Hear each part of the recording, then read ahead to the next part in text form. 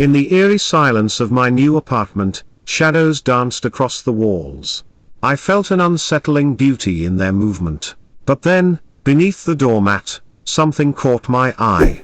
A slip of paper, half concealed in the gloom. If you're enjoying this, don't forget to hit that subscribe button to join our community.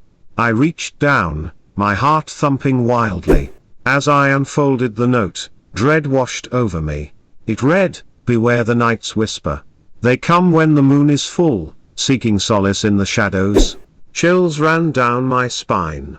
The date at the bottom made my stomach drop, September 25th, 2025. It was a date in the future. Days passed, and dreadful notes appeared, each more urgent than the last. They wrote of strange noises, of objects moving on their own, of an oppressive dread in the air. The notes were dated from various points in the future, sculpting a chilling timeline of escalating horror. "They know you're here," one warned. "They are watching, waiting to strike." With each message, paralyzing fear gripped me stronger. As the date approached, I barricaded myself in my room. I piled furniture against the door, praying it would hold. Tap subscribe, it's free and helps us keep creating awesome content for you. On that fateful night, darkness enveloped me. The air grew thick, almost suffocating, as if the very atmosphere conspired against me. A soft whisper pierced the silence. It sounded like my name.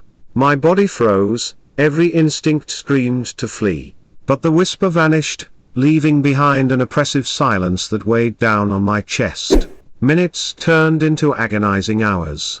I tried to distract myself, counting the patterns on the ceiling, searching for solace in the mundane. But the oppressive dread seeped into my bones. Finally, curiosity overcame fear. I stepped into the glimmering hallway, heart racing, breath quickening. I thought of all the notes, the warnings, and the terrible things they spoke of. Then I froze in horror. Floating in the dim light were translucent figures. Their faces twisted in agony, eyes burning with an otherworldly fire. They were the shadows, the whispers, entities tormenting the previous tenant. Reality crashed down upon me. I was trapped. My sanctuary turned into a prison, a conduit for future horrors. I stumbled back, but there was nowhere to hide.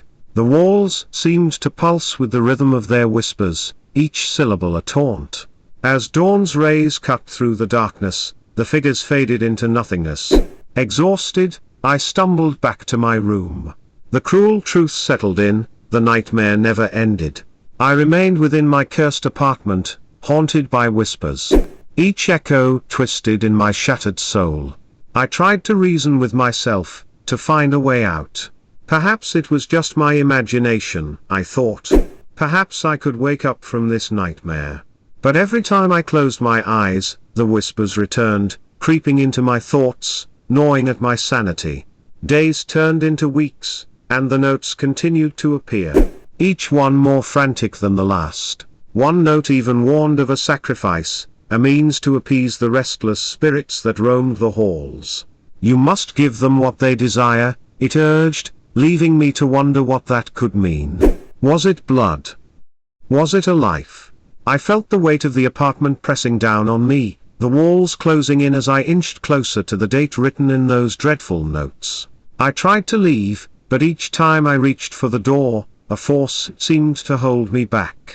It was as if the apartment itself was alive, feeding off my fear, reveling in my despair. I spent sleepless nights researching the history of the building, desperate for answers. The more I delved, the more I uncovered tales of previous tenants, who had vanished without a trace, stories of hauntings that left a chill down my spine.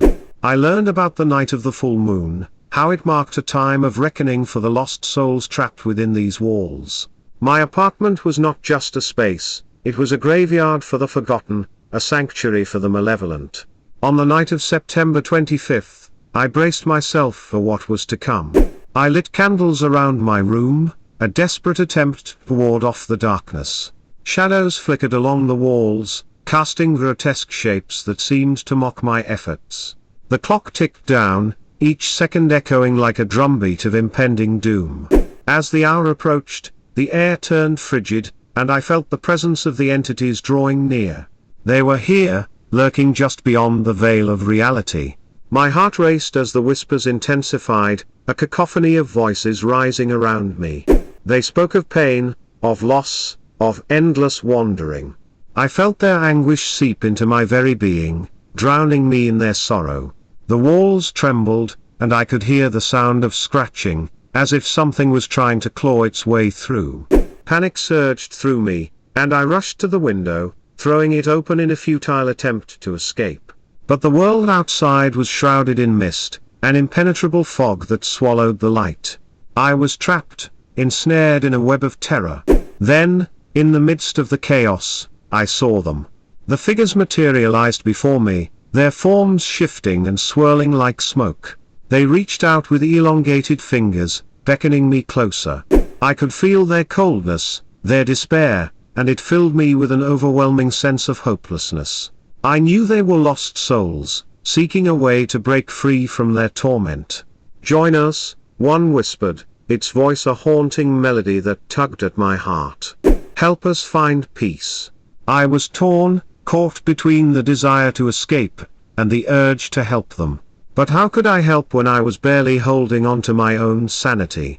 In that moment of desperation, I remembered the note that spoke of sacrifice.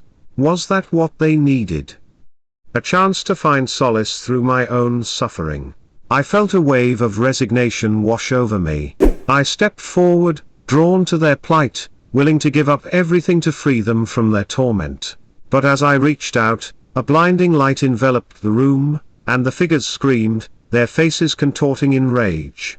I stumbled back, realizing that my compassion had only fueled their anger. They did not seek peace, they wanted vengeance. The whispers grew louder, drowning out my thoughts, filling my mind with despair.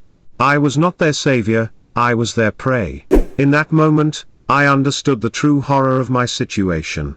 I was not just trapped in an apartment, I was ensnared in a cycle of suffering that would never end. I saw the faces of those who had come before me, their eyes filled with terror, their mouths open in silent screams.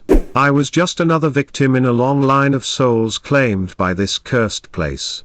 As the darkness closed in around me, I felt my heart racing, my breath quickening. I was losing myself, becoming one with the shadows that surrounded me. The whispers wrapped around me like a suffocating shroud, and I knew there was no escape. I was doomed to remain in this apartment, to join the ranks of the lost souls, forever haunted by the darkness that thrived within these walls. The morning light would never reach me again. I would become but a whisper in the night, a shadow among shadows. What if the shadows will always return? What if you're next? Would you dare step into the darkness?